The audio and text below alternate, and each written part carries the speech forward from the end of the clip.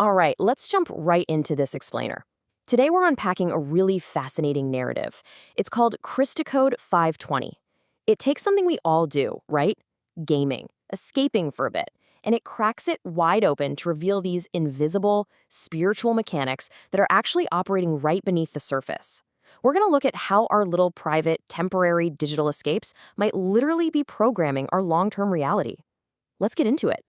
So, meet Evan. He's your typical 20-year-old college guy just trying to dodge his messy reality for an afternoon. As he's clicking his way to victory in some shooter game, getting that nice dopamine hit, his real-world anxieties kind of just melt away. And he mutters this defense out loud to his empty room. I mean, I don't see why playing violent video games is bad for my soul growth. But he's actually not alone. This inner voice of his Christo conscience, who goes by the name Lord Blue, answers back, and it sparks this incredible conversation that changes absolutely everything for him. Lord Blue immediately counters Evan's skepticism, and honestly, he's challenging all of us here. He asks if we use digital escapism just to willfully ignore cosmic laws. Like, do you actually want to understand how things work, or do you just want a convenient excuse to keep playing? It's a huge question. Think about it. How often do we just hit mute on the truth, simply because the illusion feels cozier? He actually breaks down this concept of ignorance into three really distinct stages. It's not just about lacking information. First, yeah, there's just not knowing. But then the second stage is false knowing, believing something that is fundamentally untrue.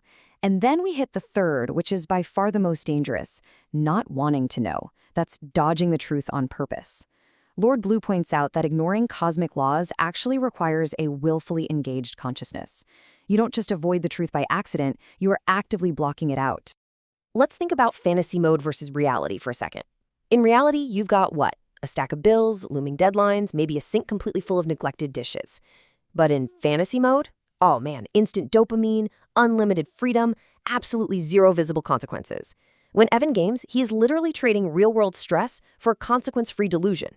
He's basically pretending his basement is this absolute paradise, all while completely ignoring the fact that the rest of his house is on fire. But okay, here's the massive catch. A week-long gaming binge doesn't actually hit pause on real life. Sure, you can use your willpower to reshape every single pixel inside your imaginary world. But reality? Reality does not morph to fit your agenda. When you finally snap that laptop shut, the bills have still multiplied, your relationships have still drifted, your physical body hasn't magically leveled up, you haven't actually changed reality at all. You've literally just postponed your penalties.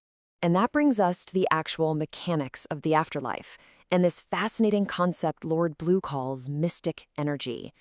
This is the raw building material of the spirit realm, but unlike physical materials here on Earth, mystic energy is shaped entirely and instantly by a soul's willpower and imagination. So suddenly, imagination isn't just this fun tool for artistic expression or a quick escape anymore. In the spirit world, it is a required survival skill. To put that into perspective, think about building a house on Earth. It takes wood, concrete, months of exhausting, back-breaking labor. But in the afterlife, a masterful soul can build a sanctuary instantly. They shape these mystic particles directly into a completed house just by holding a clear, virtuous, and incredibly stable image in their mind. But if your imagination isn't stable, the design keeps shifting, and your spiritual house just shatters before the roof even goes on. So to really grasp how wild this is, think of your soul as a cosmic 3D printer. The software program that's running the printer, that's your imagination. And the ink it uses is made of these mystic particles. Whatever designs, whatever feelings and images you have been focusing on during your entire time on Earth, the printer automatically queues up to output. It just blindly follows the pattern you fed it, particle by particle, with absolutely zero delay. Which brings up a genuinely terrifying scenario, one that hits Evan right in the gut. If your imagination, right, the actual software of your soul, is only trained on dark, violent gaming fantasies, what exactly is your soul going to print when you arrive in the afterlife? Think about it. If you spend hundreds of hours a month rehearsing tactical aggression, emotional numbness, fighting these monstrous enemies, what blueprint are you handing over to the machine? Well, Lord Blue does not sugarcoat it. You definitely do not get a peaceful sanctuary by default. A lack of self-mastery means that your 3D printing soul automatically starts spewing out the exact corrupt monsters, dark levels, and destructive scenarios that it rehearsed endlessly in life. You literally walk right into a world with your own dark signature written all over it. No way around it. Lord Blue frames this using a pretty brutal financial metaphor. Treating cosmic energy like it's just a free toy is exactly like swiping a credit card that has a quote-unquote negligible interest rate. Because there are no visible, immediate penalties for wasting your time on endless fantasy, we just keep swiping, we keep borrowing, we buy the pleasure now, and we delay the payback pain. But you know how credit cards work. Eventually, those interest rates skyrocket, and you are left holding this crushing spiritual debt. And all that borrowed debt, it pools into what Lord Blue calls the karmic debt lake. See, every soul is given this pure, golden cosmic light. But when you sink your energy into destructive virtual worlds, you take that pure light, pour it into violent fantasies, and you misqualify it. You turn it dark and heavy.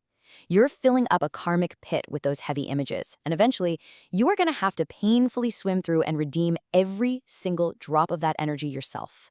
Now, Evan, like a lot of us probably, hopes for a sort of cosmic bankruptcy, a factory reset upon death that just magically wipes the slate clean. But here is the devastating flaw in that logic.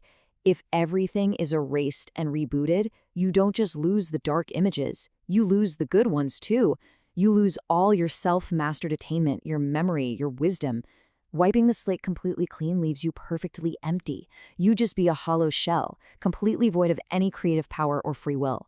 But don't worry, there is a vibrant, incredibly hopeful path here. You don't actually have to live at the bottom of your karmic pit. You can bypass the dark lake entirely by developing what's known as the 9 spirit powers.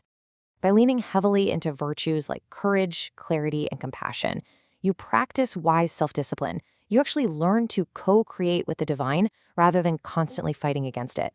So instead of letting a mismanaged imagination 3D print their worst nightmares, a perfected soul uses their free will to essentially just change the channel.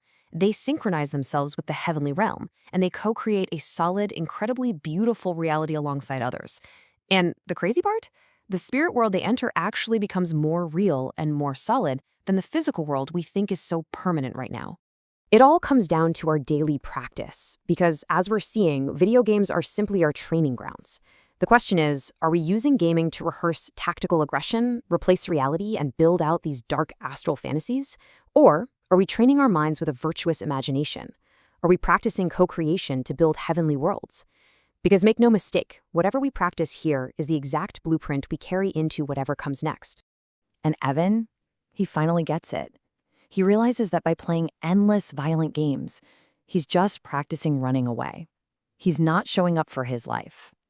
In that quiet, rainy library, Lord Blue tells him he gets an A grade for the day. He reminds him that truth doesn't need an audience. It only needs a witness. And Evan makes a choice. He feels that old, familiar itch to open up just one more match. He notices it, and he just lets it pass. He packs up his laptop. The absolute biggest takeaway here, reality deserves a rematch. Your imagination is not a tool meant to help you hide from your messy apartment or your bills or your anxieties. It is this profound cosmic gift that's meant to help you pre-see a wonderful, truthful future and then actually help you design the real-world steps to build it. It's meant to augment and heal our present world, not just replace it with empty pixels. The mechanics of escapism are entirely within your control. Your soul is constantly recording. It's constantly preparing to print the exact environment of your future.